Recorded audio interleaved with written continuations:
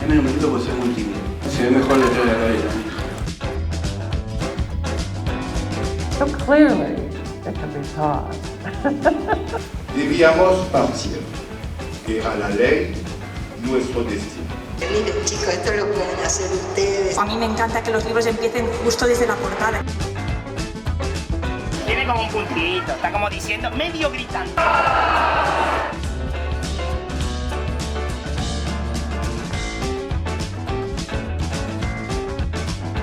Llegué ayer por la mañana a Buenos Aires, ciudad a la que he viajado para permitir que la ficción, una vez más, se infiltre en mi biografía. Ir a la deriva, perderse. La pregunta es, ¿podemos vivir sin verdades?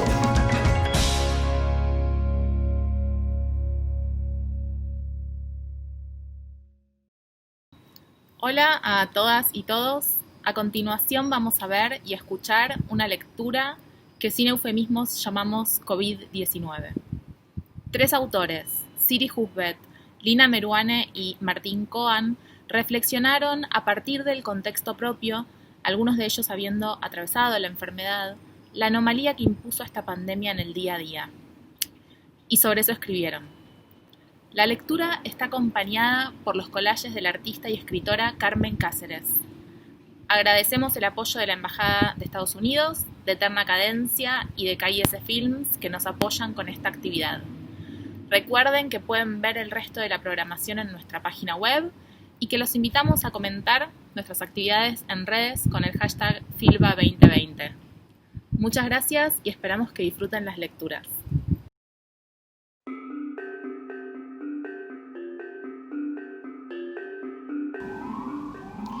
Sobrevivir juntos. Siempre fui un errante, pero en los últimos años paraba menos que nunca en ese departamento neoyorquino que llamaba casa, apenas para distinguirla de los demás lugares donde dormía, esos que eran arriendo, hotel, hostal o simplemente un sillón ajeno. Dormía con demasiada frecuencia en aviones, premunida de una almohadita propia y de una manta que llevaba a todos lados como los niños. No lograba conciliar el sueño sin esa almohada que tenía mi olor y mi mugre, mis lágrimas, mi tos, mi baba inconsciente, el aire turbulento de mis ronquidos. La manta me ayudaba a combatir los terrores aéreos en compañía de mí misma. La idea de un hogar en punto fijo se había ido desvaneciendo a la vez que multiplicando. Yo caía con creciente frecuencia en un lapsus lengua que consistía en poner la palabra casa en el lugar de la pieza de paso. Y mi hombre había emprendido el vuelo como yo, acaso para no extrañarme, acaso para no sentirse solo. Compensábamos la ausencia sincronizando nuestros calendarios en reuniones mensuales, sentados uno junto al otro en el viejo sofá rojo que nos negábamos a reemplazar por más que se estuviera desintegrando. Intentábamos estar fuera de casa los mismos días o hacer citas tránsfugas en aeropuertos y salas de espera y bares solitarios a la vuelta de la esquina. Comprometíamos nuestras vacaciones en departamentos prestados que llamaríamos casa por el hecho de estar juntos. Ser la casa el uno del otro, eso me parecía deseable. Y jugar a las casitas en los sitios a los que solíamos volver, Madrid, Santiago, Berlín, todas ciudades donde habíamos ido dejando maletas con ropa y zapatos, una cafetera italiana, libros diversos y lámparas de noche. Yo seguía eligiendo domicilios en cada nueva ciudad que visitaba sola, pensando que eran casas que algún día íbamos a habitar. Una colonial en Querétaro, una neoclásica en Nueva Orleans, una ruca chilota cerca de Castro, la casa tatuada del Cerro Alegre, la de antigua fachada en la calle Bruselas de Praga, y más casas que ya he olvidado, pero que siempre tenían un pequeño jardín. Todas casas que yo escogía a ojo desde la calle, que visitaba de manera imaginaria, que decoraba de manera distinta, que llenaba de muebles y que pintaba para hacerlas completamente nuestras. ¿Acaso para sentirme acompañada, múltiple e inmortal? Siempre estuve enferma. Tal vez eso explique algunas cosas. Crecí en conciencia de mi propia fragilidad, sintiendo o presintiendo que la muerte no solo me sucedería, sino que era inminente. ¿Qué otra cosa era vivir sino estarse muriendo? Yo no iba a llegar a los 30. Mi madre lo creía y esa temporalidad suya había infiltrado la mía. Pero pasaban los años y mi muerte, que se acercaba sin alcanzarme, iba generando la fatiga de los cuidados constantes, difíciles e inciertos. La rutina médica era en sí misma matadora y yo quería arrancar de ella. Era lo que había logrado, o eso creía. En esos últimos años de mi vida viajera había soslayado el miedo. Lo había superado yéndome de la casa que era la oficina, donde trabajaba en una rutina severa para la que estaba entrenada y a la que tanto le temía. Estarme yendo de casa o estarla cambiando de sitio era un modo de convivir con esa contradicción. Una manera de festejar el haber saltado mi barrera personal del tiempo. La enferma que no iba a llegar a los 30 los había cumplido en salud al llegar a Nueva York. La enferma había superado los 40 entre extraños gérmenes respiratorios que saltaban de una especie a la nuestra. Iba a morirme joven, pero iba acercándome a los 50 habiendo domado un deterioro peor que la vejez. Podía olvidarme del sofocante metro cuadrado donde había temido reposarían mis huesos, sin manta, ni almohada, ni un cuerpo mullido a mi lado, sin un calendario para planificar la fuga hacia el futuro. Podía olvidar, hasta que apareciera el siguiente signo de muerte, el virus que seguiría mutando para volver al asalto, para recordarnos que siempre estaríamos a la intemperie.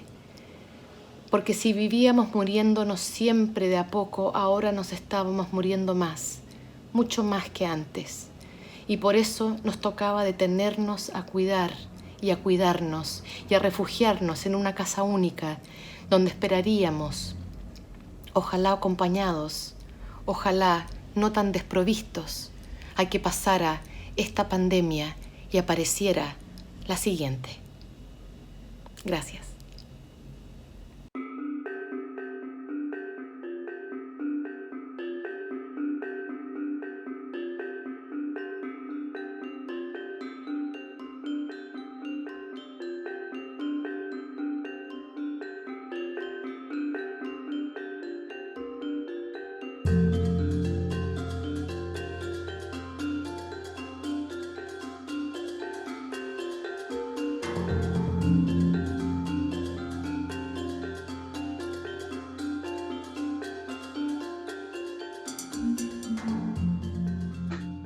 Cuando la pandemia empieza aquí en la Argentina, allá en el mes de marzo, y me pidieron en algún momento desde el gobierno de la Ciudad de Buenos Aires, en otros momentos del Centro Cultural Kirchner, textos, digamos, de reflexión respecto a lo que estaba pasando, lo que a mí más me interpelaba en aquellos primeros días, o una de las cosas que más me interpelaba, era la situación del repliegue generalizado a los espacios privados y el consiguiente vaciamiento de las calles, de la ciudad, de las plazas, de los parques, digamos, esa condición de reclusión generalizada por la cual los espacios públicos quedaban vaciados, el carácter, digamos así, fantasmal que había cobrado la ciudad y el hecho de subrayar la reclusión en cada uno su propia casa y el aislamiento, y esta palabra tan cargada, el aislamiento de cada cual en sus espacios privados como modo de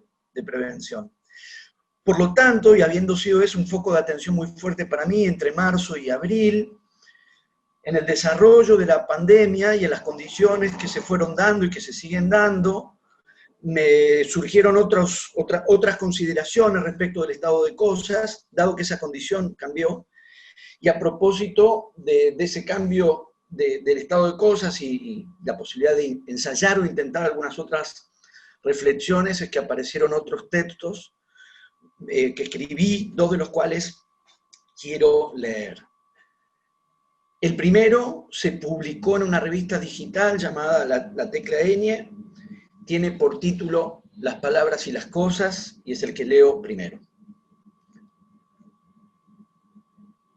Las circunstancias en las que nos encontramos hoy respecto de la pandemia son notoriamente distintas de las que atravesamos entre marzo y abril, cuando todo empezó.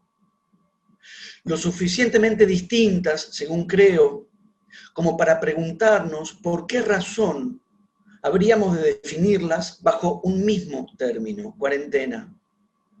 No me propongo discernir criterios epidemiológicos, pues no es mi asunto, pero sí considerar la forma en que se relacionan las palabras y las cosas. La palabra cuarentena, con todas sus resonancias específicas, señaló en su oportunidad una situación por demás efectiva: el aislamiento social, la reclusión de cada cual en sus lugares privados, el vaciamiento consiguiente de los espacios urbanos, la virtual suspensión de la ciudad y sus dinámicas. El estado de situación es hoy, con toda evidencia, muy otro. Entre otros factores, porque hay cosas que ahora se saben y por entonces no se sabían. Desde la utilidad preventiva del uso de barbijos hasta la evidencia de que el riesgo de contagio en espacios abiertos es más bajo que en espacios cerrados. Esta reformulación fue decisiva, incluso en términos de los imaginarios sociales, pues revirtió la clásica premisa ideológica que establece que las casas son los espacios seguros y las calles los del peligro. Ya no vivimos bajo aquel repliegue impuesto. Las calles, desde hace mucho, dejaron de estar vacías. Son otras las restricciones y las regulaciones imperantes, que pueden, a su vez, respaldarse o cuestionarse. Lo que pasó entre marzo y abril, y a lo sumo hasta parte de mayo, no es lo que empezó a pasar después, ni lo que está pasando ahora.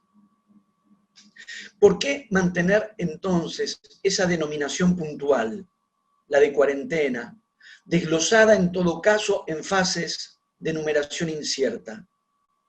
¿Por qué insistir con el concepto de aislamiento o con el de confinamiento, que cesaron como imposición acatada y viraron desde hace bastante hacia una interacción social a distancia y con cautelas? Lo que se alarga no es tanto la cuarentena como la denominación. Y esto por parte de algunos sectores del oficialismo, no menos que por parte de algunos sectores de la oposición.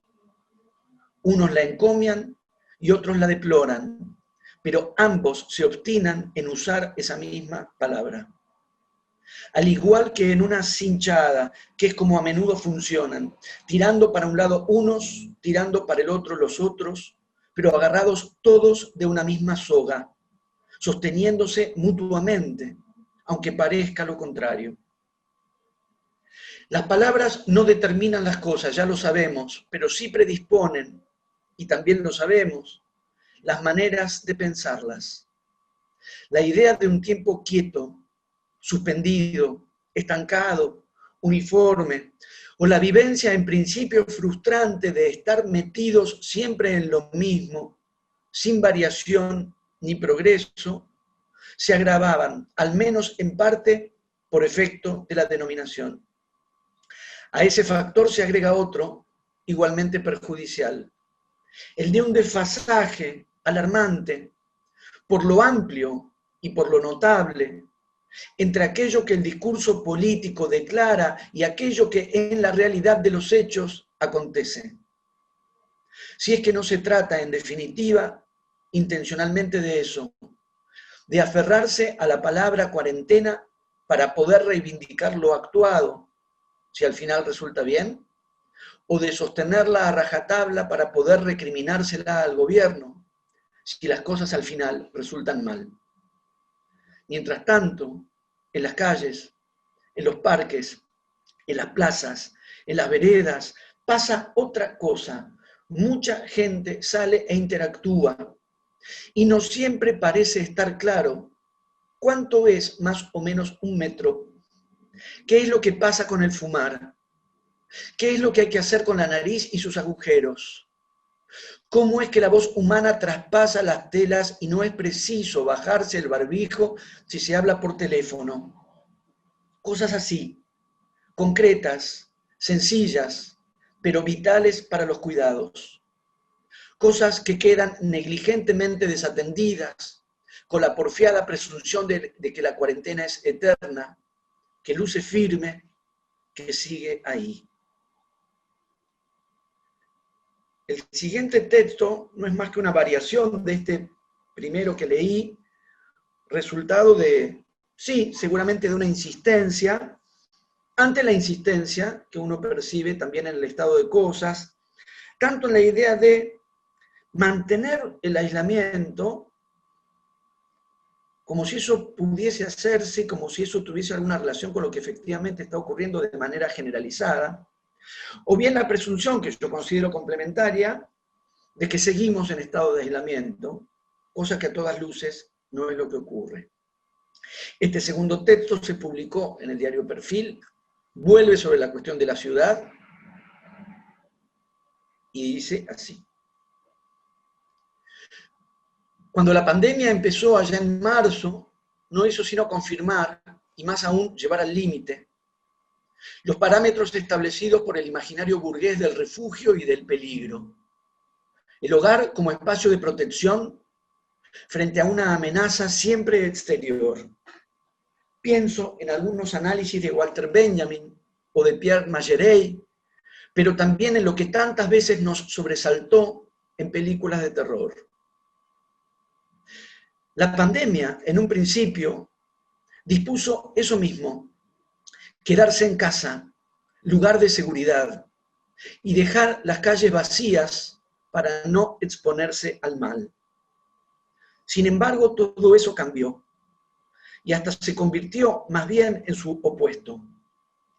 La ciencia, desde su tembladeral, aportó certezas nuevas, con las que en marzo no se contaba, que el riesgo mayor de contagio existe en espacios cerrados y que afuera, al aire libre, el grado de exposición es menor.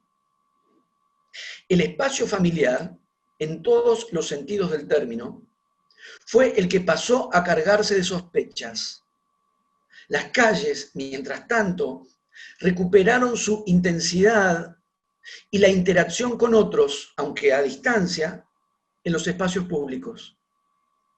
Esa diferencia me resulta sustancial, sobre todo en lo ideológico.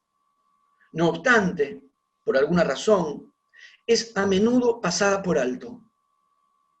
La pretensión de que todo siga igual y la pretensión de que todo sigue igual confluyen llamativamente en una misma postulación de engañosa permanencia, de 200 días idénticos a sí mismos, una reclusión de eternidad que nos haría únicos en el mundo.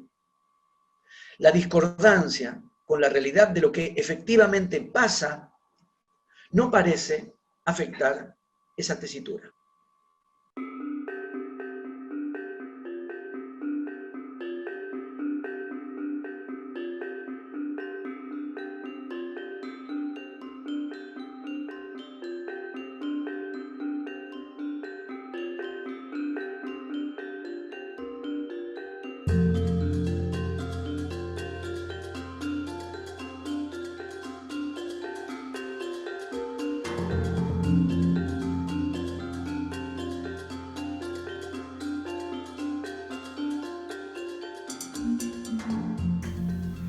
The last time I was out and about in New York City was March 6th. The virus had arrived, but the seminar I teach for psychiatric residents every month at Weill Cornell Medical College in Manhattan had not been canceled. Groups of fewer than 30 people were still allowed to gather at the hospital. In the New York Times this week, I read the following sentence. A doctor at Weill Cornell Medical Center described the unnerving experience of walking daily past an intubated, critically ill colleague in her 30s, wondering who would be next. An old friend was so sick he went to the hospital. They sent him home. He got sicker. When he arrived at emergency again, he was accepted and spent days on a respirator. He was lucky. Soon, there won't be equipment for every person who needs one. I have sick friends who have languished at home with high fevers. In ordinary times, they would have gone to the hospital. Now they weigh the consequences of such a decision. 5 days after I taught my class, I fell ill. My husband succumbed a few days later. Neither of us was seriously sick. We recovered. There were no tests for people like us. We don't know what we had, COVID-19 or something else. There are still too few tests. Time is stretched and collapsed by emotion. My seminar on March 6th belongs to another age, when the city had traffic, crowded sidewalks, and noisy subway cars, where New Yorkers were jammed together, chest to cheek, armpit to nose, elbow to elbow, where the heavy head of an exhausted traveler might drop suddenly onto the shoulder of a stranger beside him, and that fleeting contact meant nothing. These memory images have a hallucinatory quality now, at once familiar and remote. The city I remember has vanished, as have countless other cities and towns around the world that have become carapaces, empty of life. Since the beginning of my illness, I've been locked in at home. I write as usual, but I live in suspense, in dread. I imagine the future. Will it be a restoration of what was, or a wholly changed reality? Quote, "Over the land it has thrown a gloom, and has stricken down such large numbers that it is impossible to care for them properly, overcrowding all of our hospitals, and it has proven fatal in so many cases that it has been impossible to dig graves fast enough in which to bury them. Our own beautiful city has suffered terribly from it, making it necessary as a precautionary measure to close the schools, theaters, churches, and to forbid all public gathering within the doors as well as outdoors." End quote. The Reverend Francis Grimke was speaking to his congregation at 15th Street Presbyterian Church in Washington, D.C., in the immediate aftermath of the 1918 flu pandemic that killed perhaps 50 million people around the world.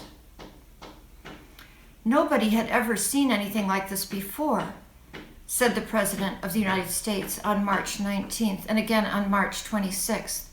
"Nobody would have ever thought a thing like this could have happened." These statements came after weeks of irrational denial. The virus, he said, was under control. It would disappear. Nobody has ever seen as a recurring verbal tic in the limited Trumpian repertoire, part of the man's hyperbolic, disjointed, self-aggrandizing prose style. But it is also testimony to his relation to both the past and the future, which for all practical purposes do not exist. Otto Kernberg, a psychoanalyst and professor of psychiatry, was born in Vienna. He fled the city and the Nazis with his family in 1938.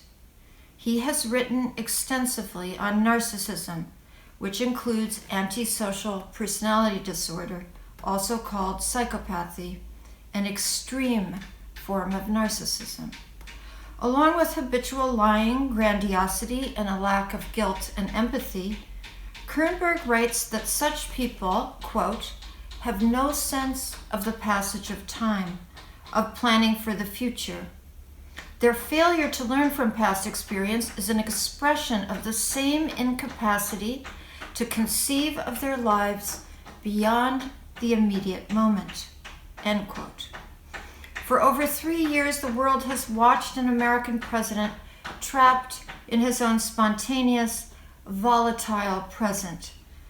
His pathological narcissism, fed daily by countless media outlets as millions of followers here and abroad, embraces xenophobic, racist, misogynistic, but emphatic, viral messages.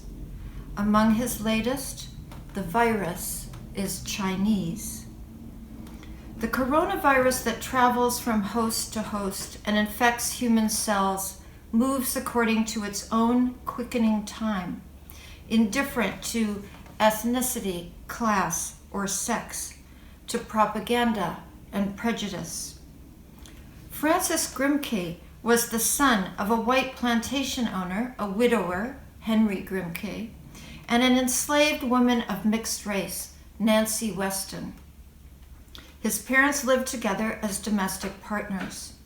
After his father died in a typhoid epidemic, Francis and his 2 brothers were betrayed by one of Henry's white sons, who violated his father's wishes and enslaved his half-brothers. Francis and his brother Archibald eventually escaped their fate.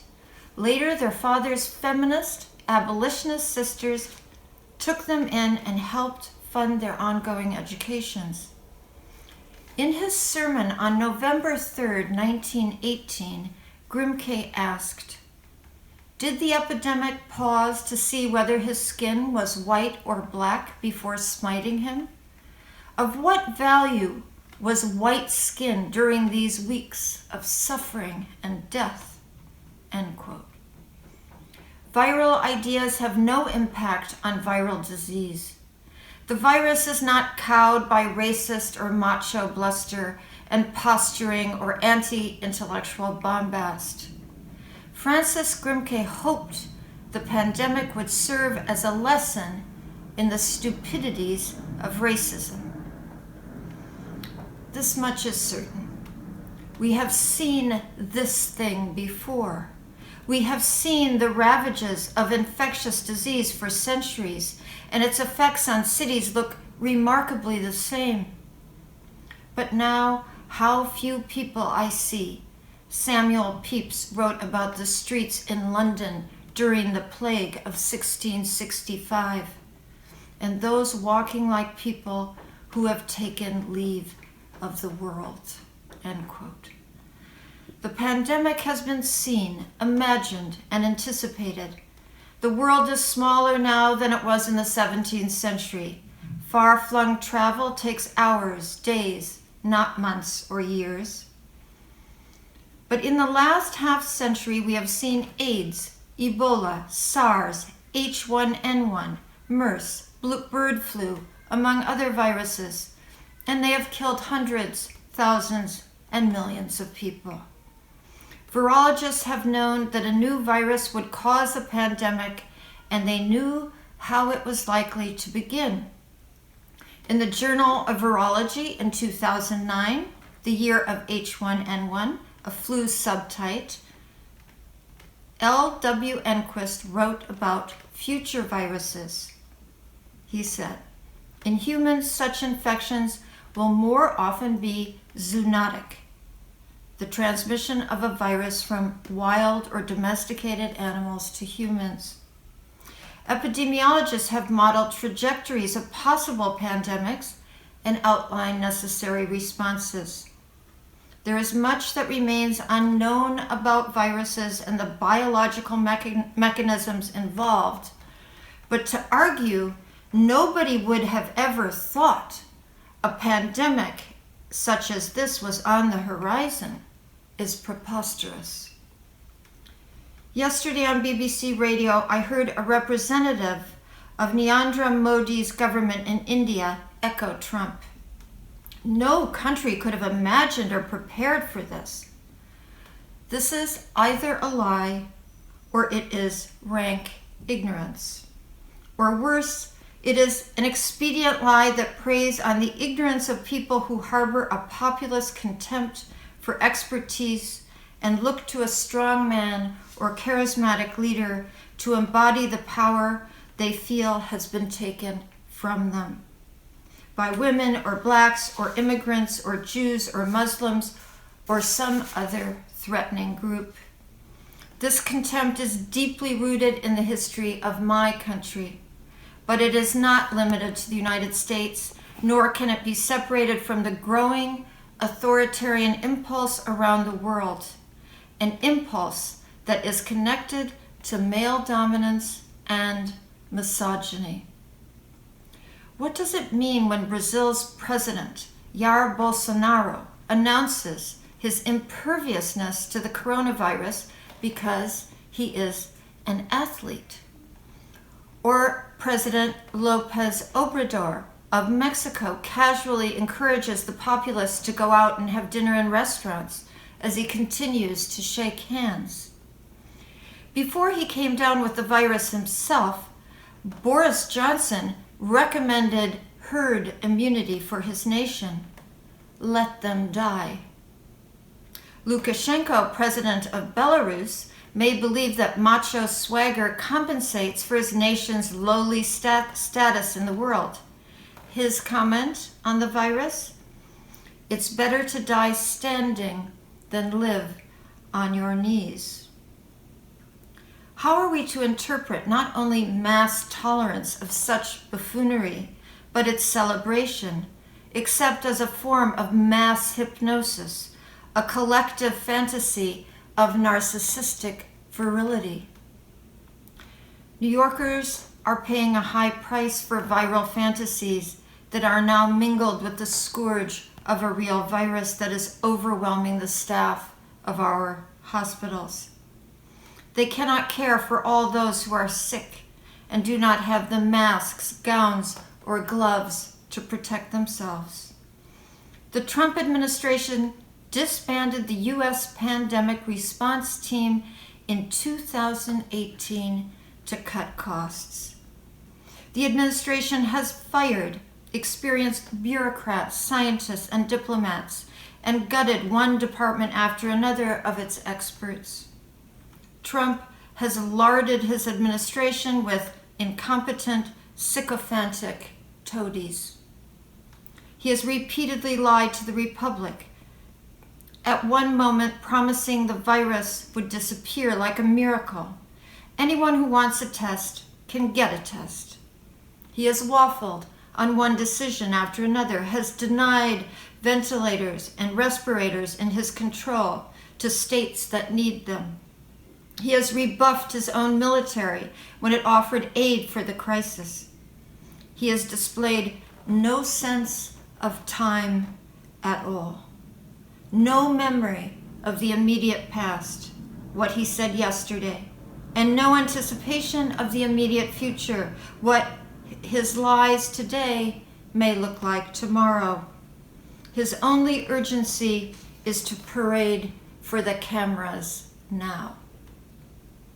To slightly rephrase the words of Francis Grimke, there is little time left for this city before the illness will prove fatal in so many cases that it will be impossible to dig graves for our dead fast enough to bury them. The heroic efforts of our governor and mayor and healthcare workers will not compensate for the incompetence and stupidity at the top. I do not expect a miracle. The virus has made our interdependence on one another strikingly evident. We are all natural beings, vulnerable to disease and death. Plagues are great equalizers if we will only heed them.